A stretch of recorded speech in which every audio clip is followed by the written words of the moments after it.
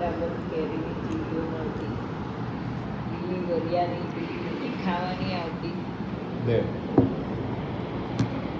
વરિયાની ઢગલાબંધ કેરીઓ મળતી, લીલી વરિયાની ગોળ આમળાની લિજ્જત મળતી,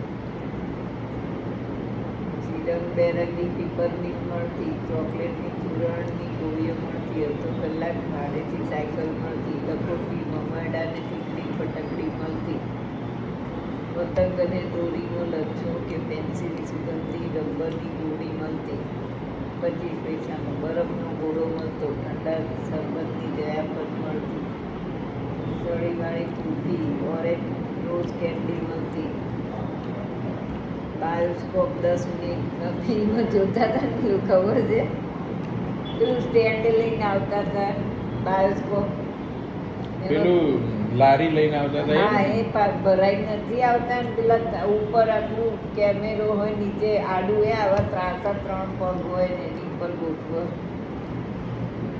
ખબર પડી? બાયોસ્કોપ 10 મિનિટમાં ફિલ્મ બતાવો અંદર. પેલા આટલું ગોળ હોય કાણામથી ફિલ્મ જોતા, તમે જોયેલું છે.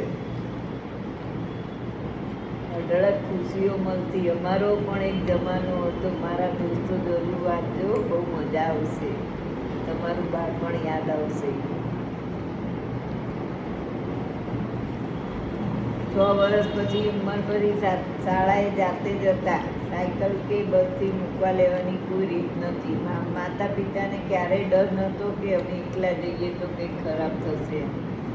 અમને ફક્ત ફેલ એટલું જ સમજાતું, ટકાવારીનો કોઈ લેવા દેવા જ નહોતો. હા, જો કોઈ કહેશે કે ટ્યુશન ક્લાસમાં જોડાયો છે તો શરમ નથી, કારણ કે તેને નબળો કે અભ્યાસમાં હતા. અમને પૂરો વિશ્વાસ હતો કે પુસ્તકોમાં ઝાડના પાન, મૂળના પાંખ અને બુદ્ધિશાળી બની જઈશું. રાખીએ તો કાપડની થેલીમાં અને પછી ચેનવાળી ટીમની સ્કૂલ બોક્સમાં પુસ્તકો ગોઠવવાના, એ અમારી પોતાની સર્જનાત્મક હતી.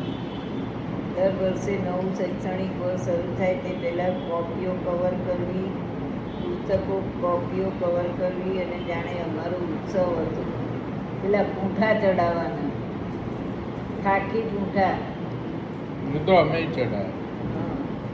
વર્ષના અંતે બેસીને સેકન્ડ હેન્ડ પુસ્તકો ખરીદતા. પેલા પુલ નીચે નતા જતા, અમે તો જતા હતા કોલેજ. અમારા માતા પિતાને ક્યારેય અમારો ભાર લાગતો નહોતો. સાયકલના આગળ એક મિત્ર ને પાછળ બીજા મિત્રને બેસાડી ગલીઓમાં ફરતા. આજે તો યાદ પણ નથી કે કેટલું ફર્યા હતા.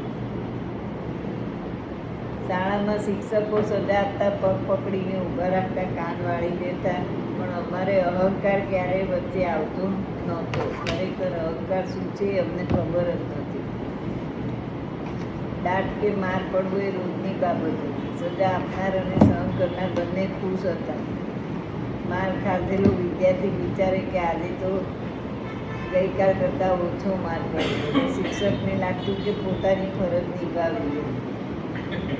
ખાલી પગે ક્રિકેટ રમવી, જે બોલ મળે તેનાથી અને લાકડાની બેટથી જ્યારે સમય મળે ત્યારે એનો આનંદ અમે લેતા હતા.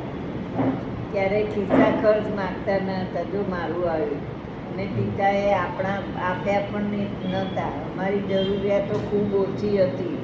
આ મારી પોતાની જ વાત છે. નાની ઈચ્છા પણ ઘરમાંથી કોઈ પૂરી કરી દેતો. 6 મહિને એકવાર પણ મમરા કે નાસ્તો મળે તો ખૂબ ખુશ થઈ જતા.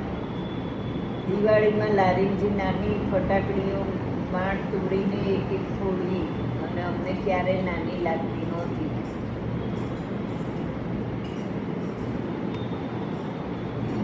એટલે ગંગાબાઈ યાદ આવ્યા. ક્યારેય ગંગાબા જોડે મેં રૂપિયો માંગ્યો નથી ખર્ચનો. કોલેજ જતા હતા, આવતા હતા, બસ કન્સેશન કઢાવી દીધું અને વડા બસ કન્સેશન કઢાવી દીધું. એટલે પાસમાં જવાનું, પાસમાં આવવાનું, રૂપિયો રાગો પાછો ખર્ચવાનો નહીં. અને બહુ તો શું કરીએ કે વડા ત્યાં ખાડે, એટલે સામે રૂપાલી થિયેટર છે ને એની સામે વડા રોકવો રહે. ત્યાં અઠવાડિયે 10 દિવસ કોઈને યાદ આવ્યું તો વારા પરથી દાળવડાના પૈસા ખર્ચીએ એ કે 25-30 રૂપિયાના તો અધો થઈ ગયા. અમે બધા ખાઈએ 4-4 25-30 રૂપિયાના એ વખતે તો વધારે ના કહેવાય. 25 રૂપિયા પર બધા 5-6 જણા હોઈએ ને. રેખામાંથી એકલા બીજી બેનપણીઓ હોય એટલે વારા ફરતી કાઢીએ. બીજી હોટલો તો જોઈ જ નહીં હોય કે એટલા લાલ દરવાજા ને એરિયાની એક કે હોટલ જોઈ નહીં અંદરથી. અને ગંગાબા કહે ને તો ક્યારેય માંગ્યા નથી પૈસા, ક્યારેય નહીં કે થોડા તો રાખતો ના, માંગવાના જ નહીં ને. 50 હોય બહુ થઈ ગયું. કોઈક વાર ઇમરજન્સી જરૂર પડે રિક્ષામાં આવવું પડે એના માટે રાખવાના બસ.